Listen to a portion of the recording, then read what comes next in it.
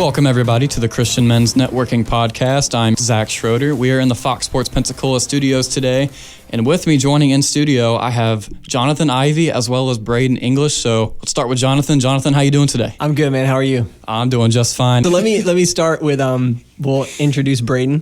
Since I was on here last week, I'm going to let him do a lot of the talking today. I got some questions and points and things like that. But Braidon, he is a young entrepreneur owning his own business, D&B Pressure Washing, cleaning services, takes care of your properties, etc. Does a great job. I've seen his work before. I'll let him give him like a little bio about yourself, age, where you're from, etc. And then we can continue on with some stuff and we'll move forwards that way. So Braidon, I'll hand it over to you. Awesome. Thank you, Jonathan. Well, so back in high school, I started D&B Exterior Cleaning Pros, a power washing and soft washing company that specializes in exterior cleaning. Ultimately, we just want to help the homeowner keep their exterior clean and safe so they're not having to take care of themselves. Brought a lot of opportunities into my life, and I'm really excited to see where that takes me.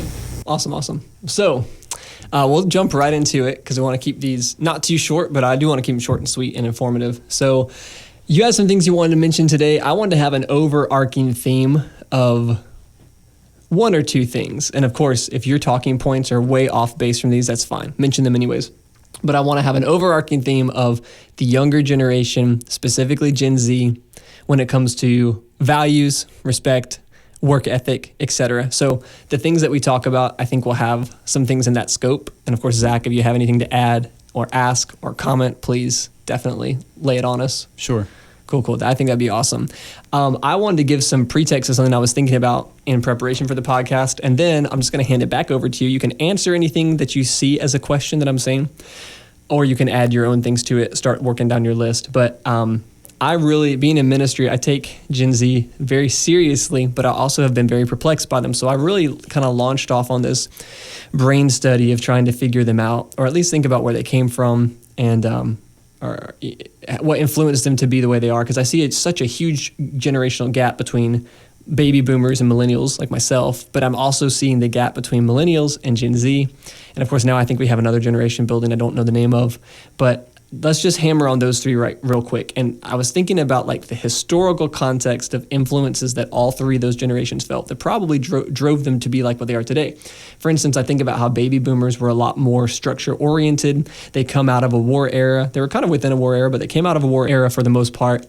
They respected authority, no matter what it looked like, almost like a blind respect. They trusted the government. They trusted the corporations that like the FDA, et cetera. I'm going to pick on them because that's an example of corporations and things that we millennials kind of sort of don't trust at all. And then how that affects Gen Z doesn't trust anybody at all. So we had the baby boomers. They were raised on respect, structure, culture, tradition.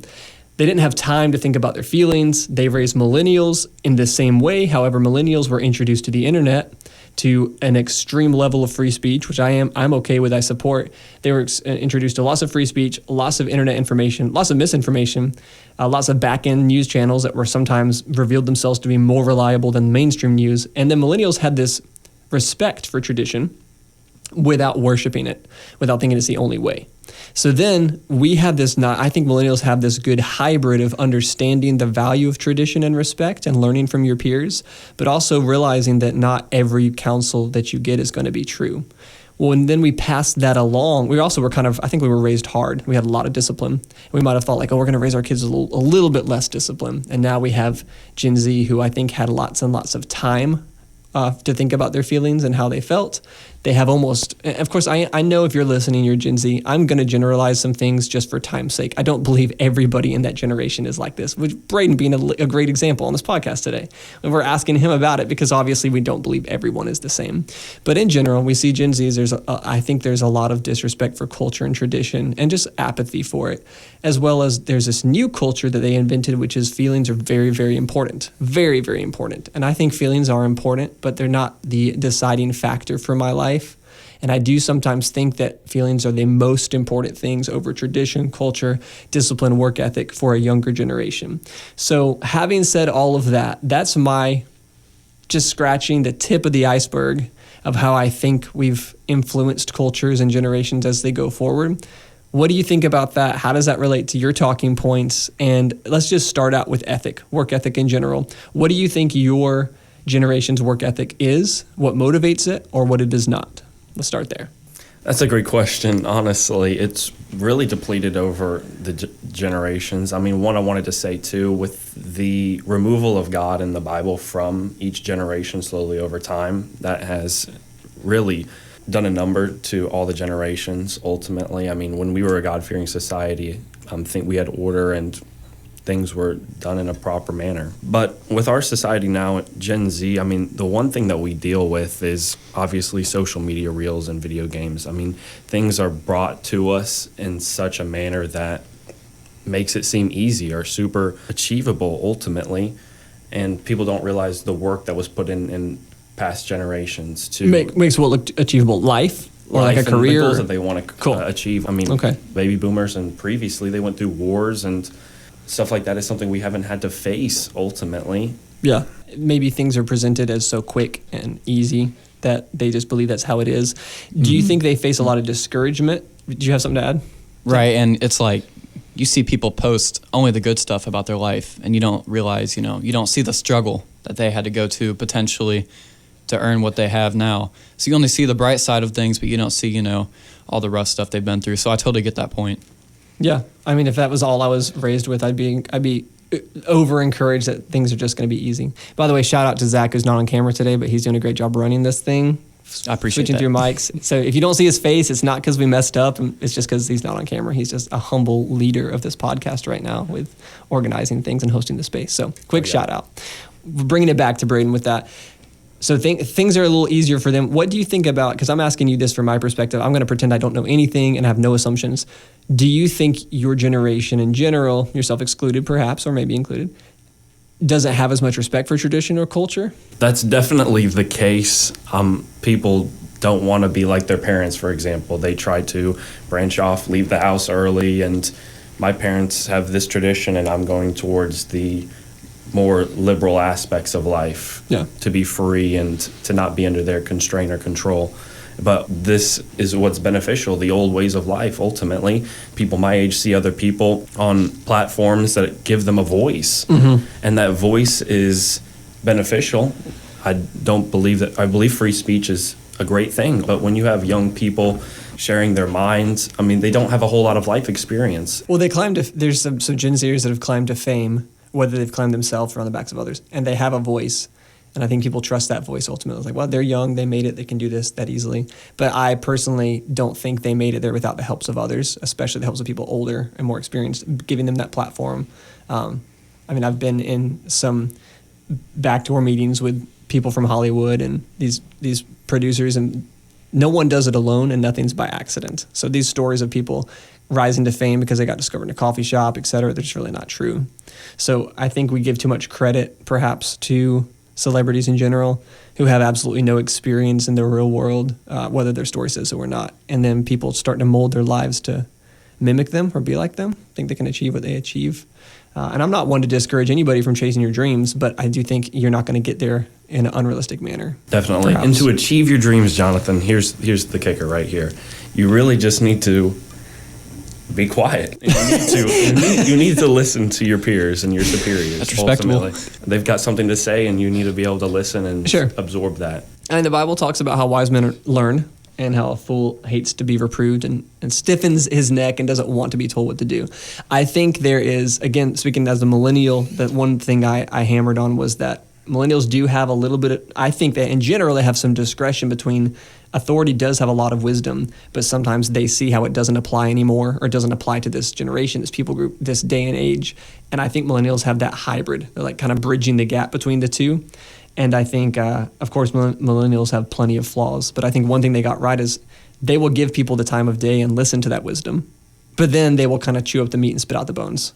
I almost feel like Gen Z rejects it altogether. If it has to do with anything arbitrary, if it has to do with anything traditional, they're just immediately going to reject it and formulate their own thing. What do you think? Is that spot on? Is it kind of off? It's definitely the case, but it's weird how things go full circle. You know, so it's my generation. I'm seeing people, they're holding some certain true values to what their parents were. It's interesting. So people stray from the flock, and some people can hold those values ultimately and keep them alive. Because think about generational labels: baby boomers, millennials, Gen Z. The generations don't exist. It's the culture around them that we name it. I'm not going to look at a young person and say, "Are you Gen Z?" No, that's a culture. The reason, we can. My little brother is a great example. He always says, "I really feel like more of a millennial." Well, technically, he fits into the age range of Gen Z, but I don't think of him that way because he adopted a culture that is close to millennial. You've adopted a culture that's closer to baby boomer, millennial, somewhere in between. It really is an arbitrary, stereotypical name to give. So with that moving forwards, maybe people feel obligated to fit their mold. I think that can be a bad thing. Definitely. Yeah. So let's talk about you a little bit more. Since you are Gen Z, you fit into the stereotypical name. Of course, you have not adopted that culture, but your age is there, so you can have a voice and share with us some things that we might not know, etc. How have you you own a business? You got into real estate at a very young age. You have a great work ethic from everything I've seen. I've been friends with you for a while now.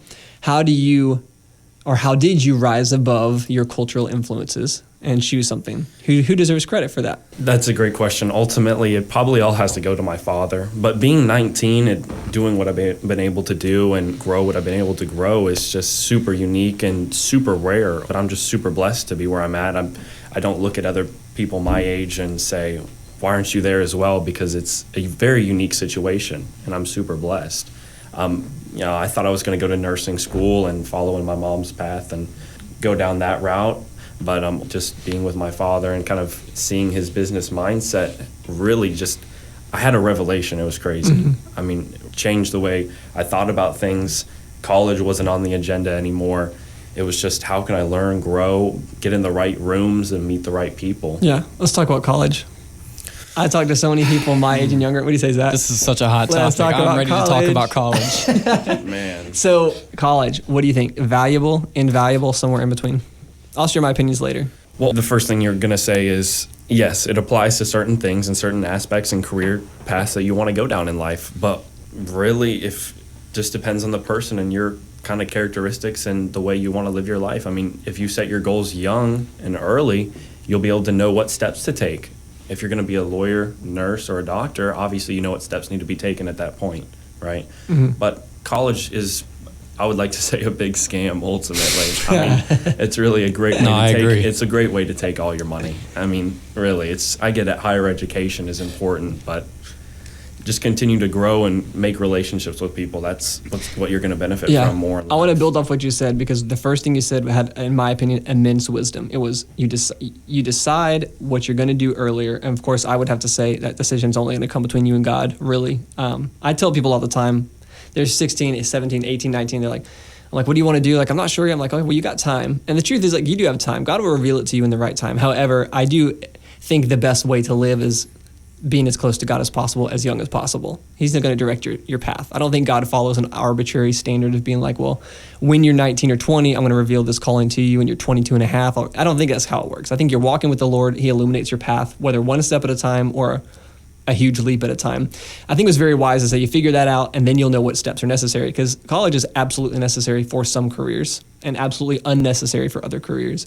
My personal experience, and I kind of walk the line in the middle. So personally, I did go to college, get my bachelor's in ministry. I felt it was valuable. The reason I actually think my college degree was worth the money is not because of the classes. In fact, if I were to say, and not to hate on any teachers if you're listening, you guys are awesome, some of you, but I'm not throwing shade on you guys. I'm saying the classes were not equaling the dollar for dollar that I was paying. What I think made it worth it for me is I met 80% of the people I do business now, I met at the college, or that I rub shoulders with. Secondarily, I was forced to I went to a very hard college, as far as it was hard to pass, it was hard to graduate, it was hard to follow the rules. I learned so much about discipline from it that although I would never write a check for someone to teach me discipline, ever, I was forced to then. Like the hardest thing I've ever done was graduate. So I feel like coming out of it, I'm like, I didn't feel like I got my money's worth out of my classes and my grades and my tests. I just feel like those 4 years were the hardest things I've ever gone through in my life, even though I enjoyed them. And I met so many people that it was a character building situation for me, and I think it was worth it. Also, I chose a college that was affordable. So if I were to recommend something for the masses, because it's hard to give someone specific advice when you're talking to a general group of people. is college is not for everybody, and it's not necessary for everyone. But I do think you will grow. Even if you don't think you get your money for the classes, you're going to be forced into so much responsibility.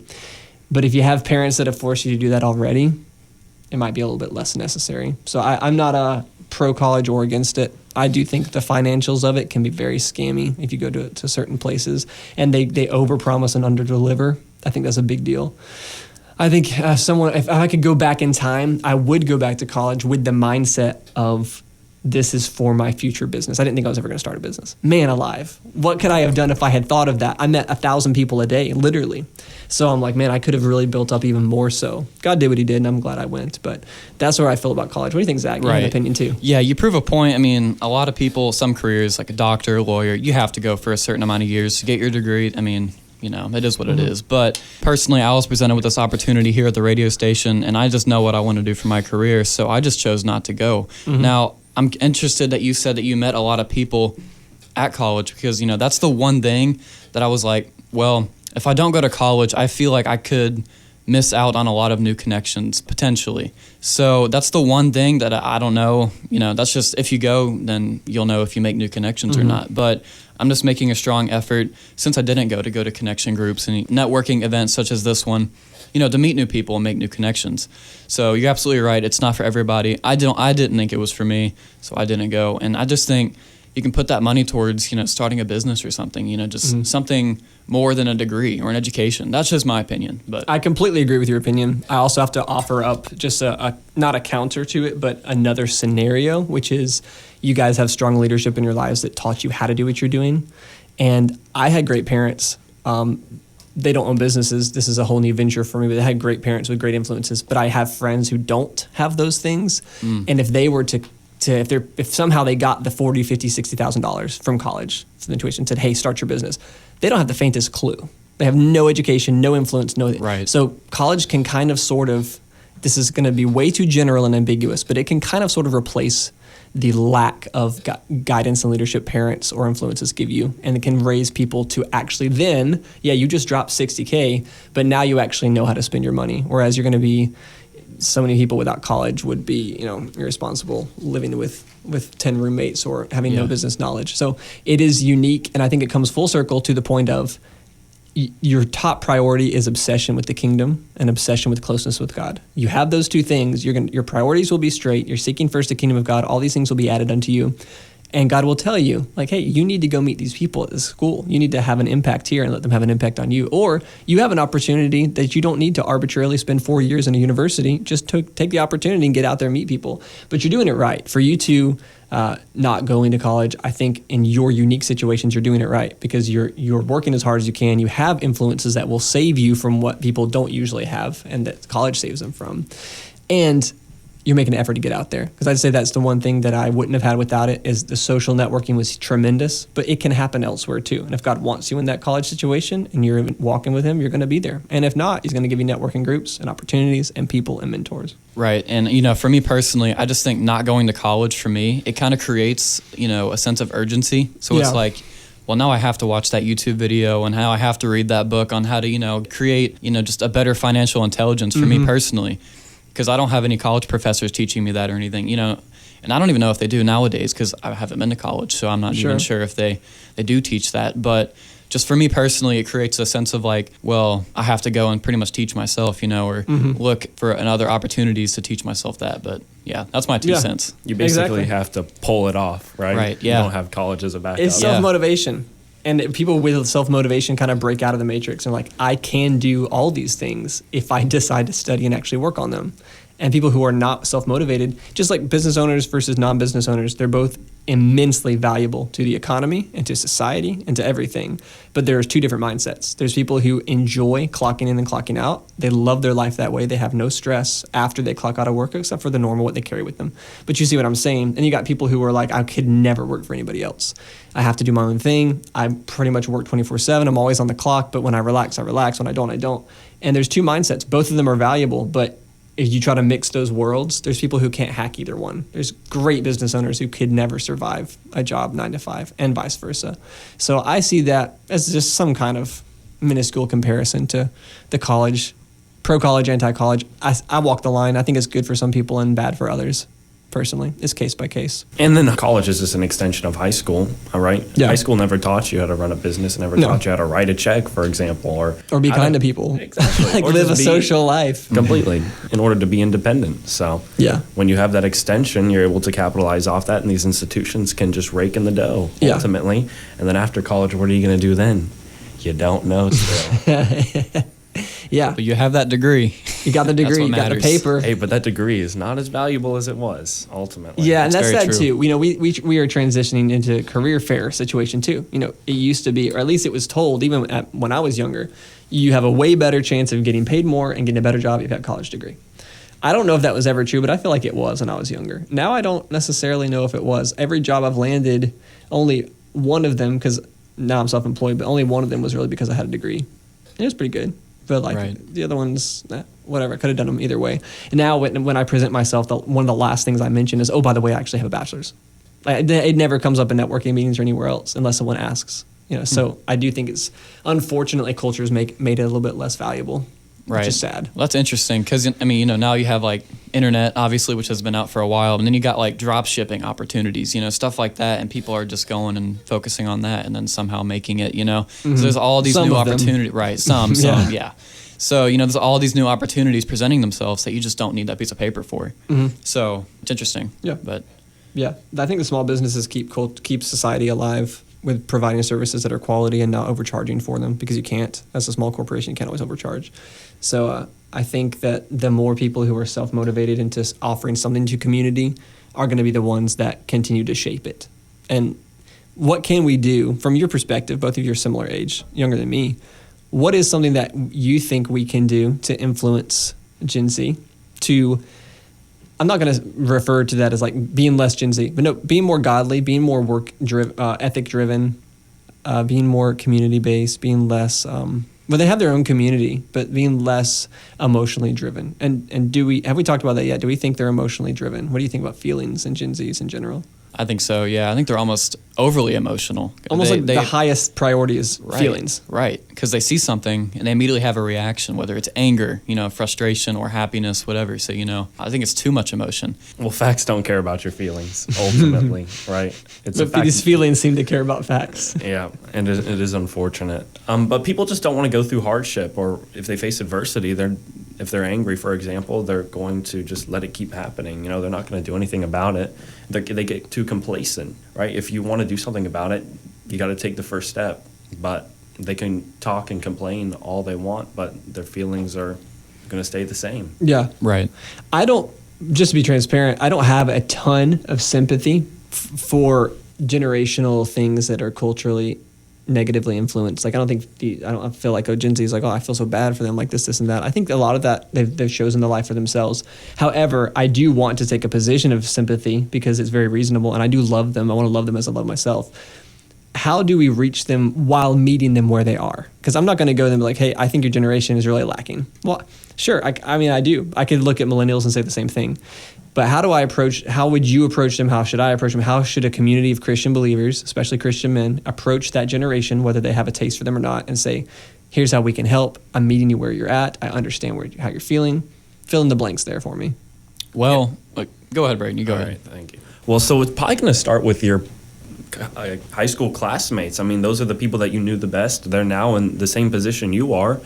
And if you can reach out to them or at least build a relationship with them again, you can be that influence in their life that leads them to building their dreams, ultimately, whatever it may be. So that's the first step. If you're in college as well and you're a part of a Christian men's networking or a networking group in general, or around the mindset of building a business or creating a better life for you and your family, then you can be that inspiration in that college classroom setting or whatnot. But also being just different is such a huge key, and doing what you say you're going to do, right? There's just a lot of Leading by example. Completely.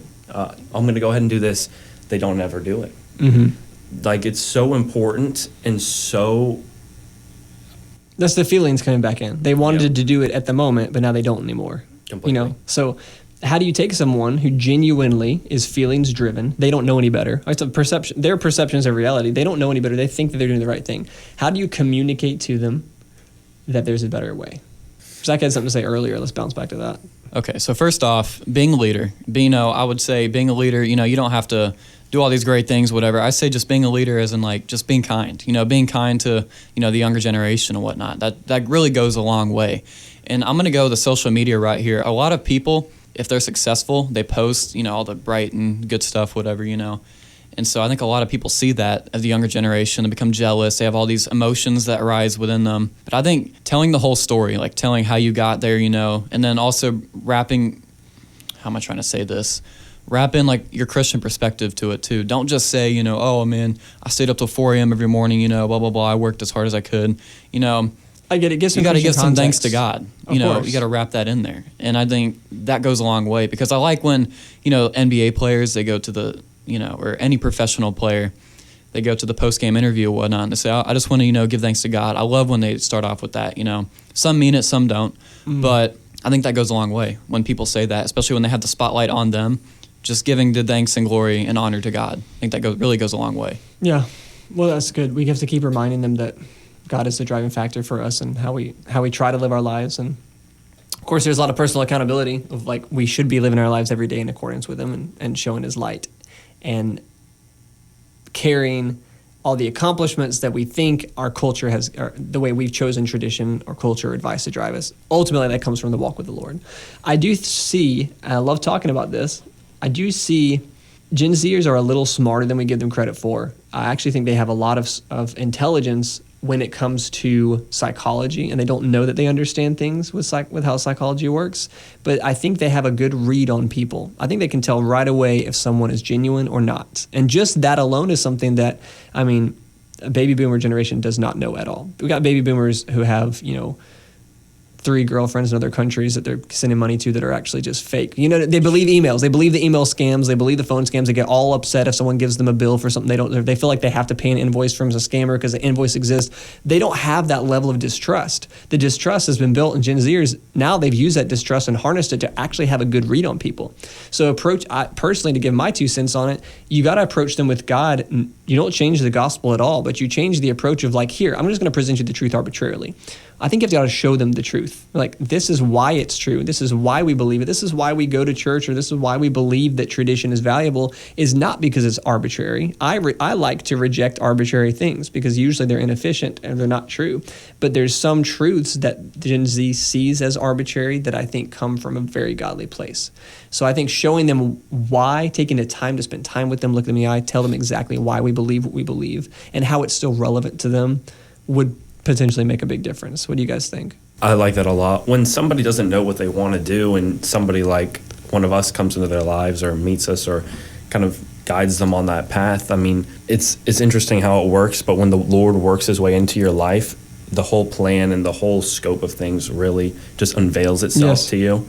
And it's just a crazy revelation that happens. And you can't ever picture it and you can't ever describe it in words, but it's something that is just so special and that is so just needed because it's lacking in people our age. They like to think that they know what they're doing, but if you sit back and let God take control, ultimately He'll be able to show you what's needed and what the plan and future is. I think that's the message they need to hear. And I think that although we're all called to minister to all people, I think there's a powerful potential in Gen Zers witnessing to Gen Zers and people in the community. So listen, I'm in the trenches with you. I understand. I have the feelings that you have sometimes. I just want to share this with you because God is still just as real for me as He was for my grandparents. Everyone has a godly grandparent somewhere, but God is still just as real for me too.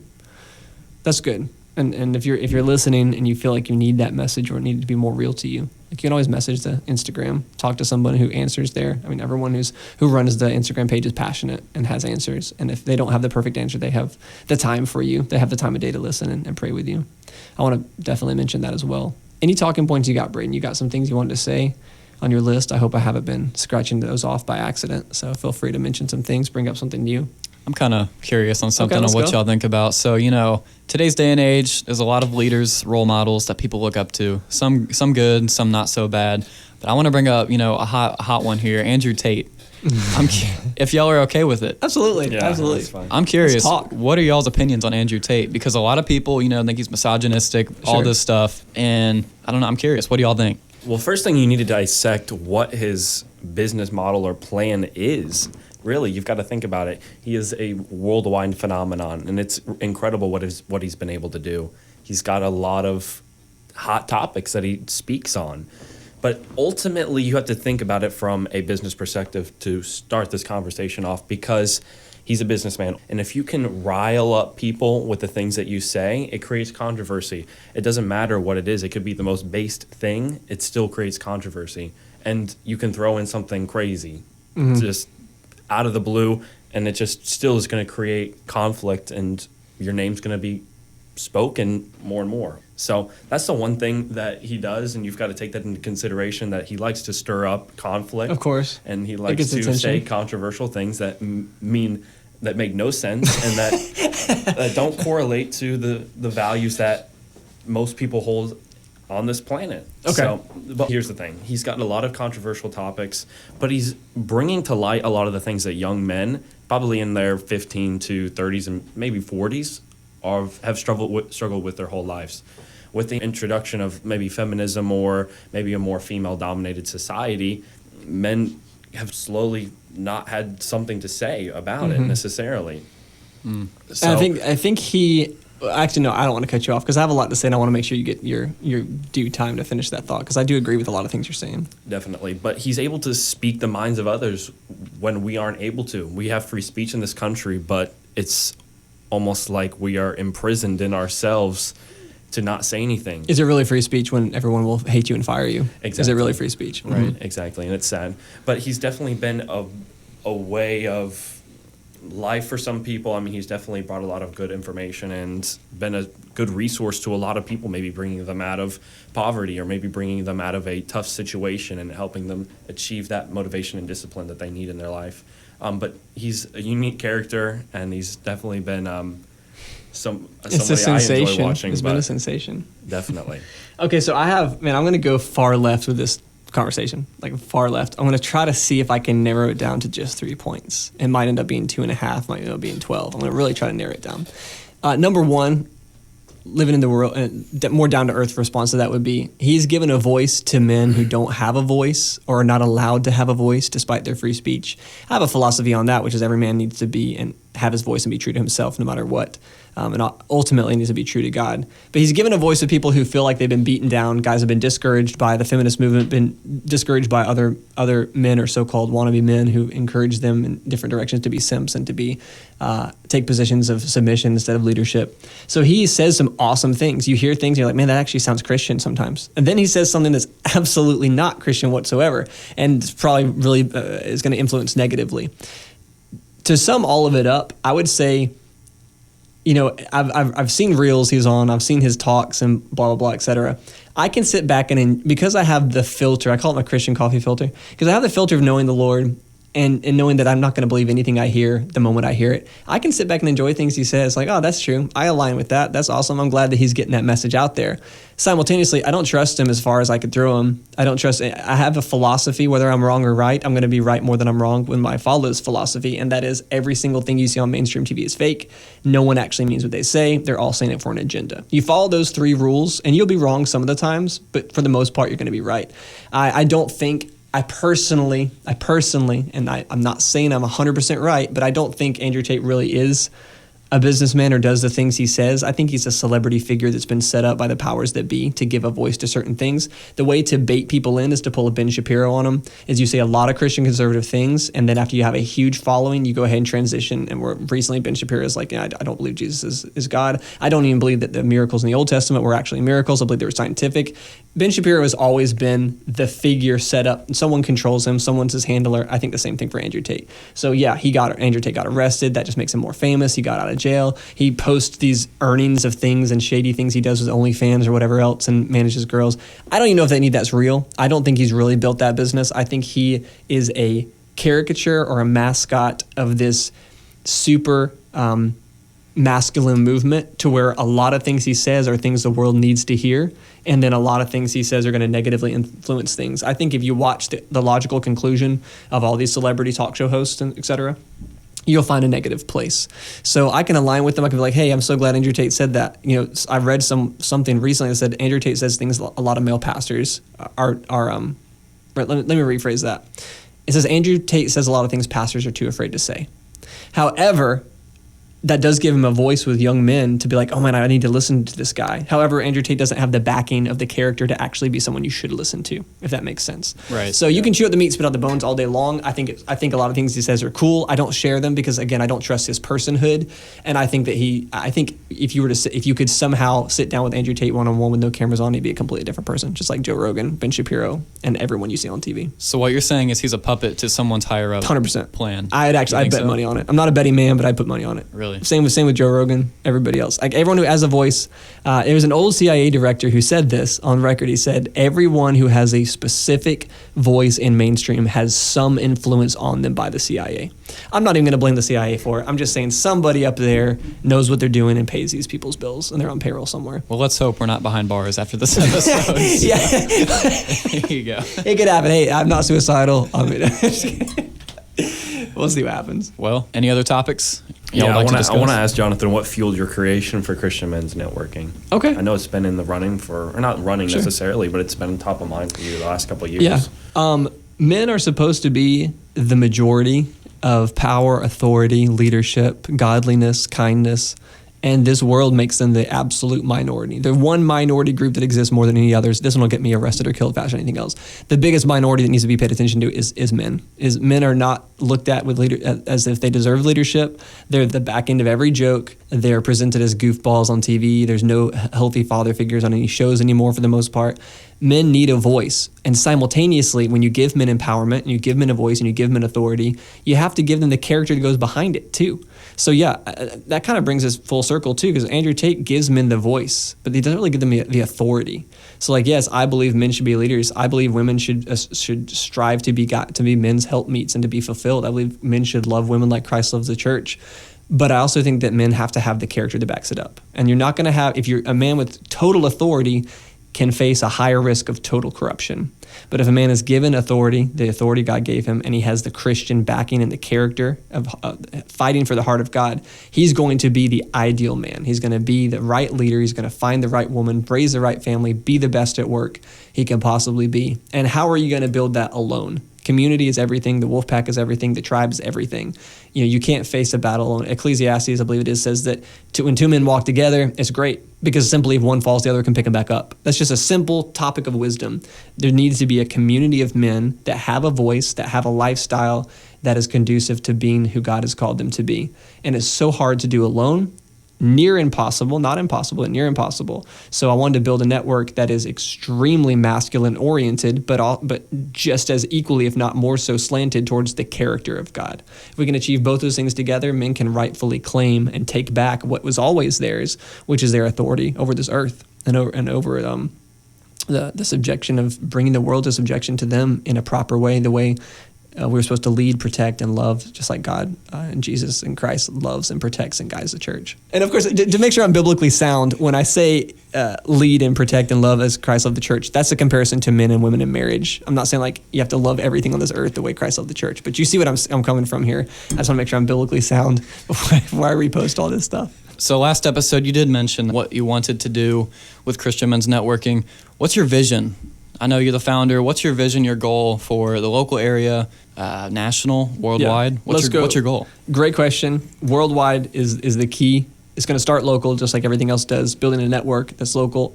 The word franchise is the closest thing I can think of. I'm looking to launch other Christian men's networkings in other cities, other towns, other states, other countries perhaps, and then eventually bring everyone together, whether it's a conference every year or just it could start as like a webinar or like a once a month meeting where everybody comes together and it's a little more organized because there's not enough.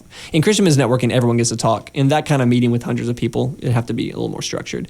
But the vision is to build a network that is so extensive that we actually have a community that's reliable of Christian men who are like-minded. And there's going to be differences of opinions. I'm sure that'll even come up here on these podcasts, but we can still be very like-minded, of one accord, of one faith, and be a community of Christian men who can change the world. We can already change the world in our little community. Let's do that worldwide.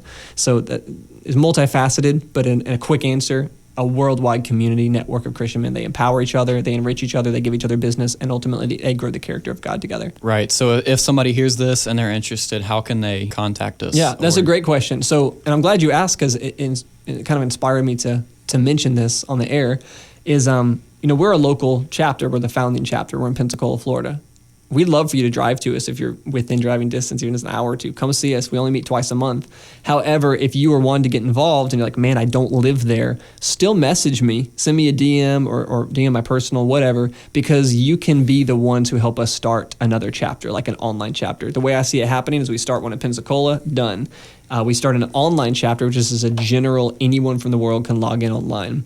And then we find leaders within that online chapter to start one in their city. So you're from Chicago and you're part of our online once a month meeting. Well, maybe we'll get to see what you're all about, and we'll pick someone to start their own chapter in Chicago, wherever else. That's just an example. And we'll build the network. So if you feel like, man, I wish I was there with them, you can be with us in a way. Send us a DM, get plugged in, and there is a place for you. 100% there's a place for you. So our Instagram is Christian Men's Networking. Straight up Christian Men's Networking. That's simple. No underscores or periods or numbers. Easy to find. And send us a message. We'll definitely get back to you. I think that's going to conclude episode 2 of Christian Men's Networking. Sounds good. So Jonathan, thank you for coming in. Braidon, thank you for coming in. And until next time. Absolutely. And thanks for hosting us. Thanks to Fox for their building and all that good stuff. We really appreciate it. And we'll see you next week. Absolutely. Thank you, everybody, for listening. We'll catch you next time.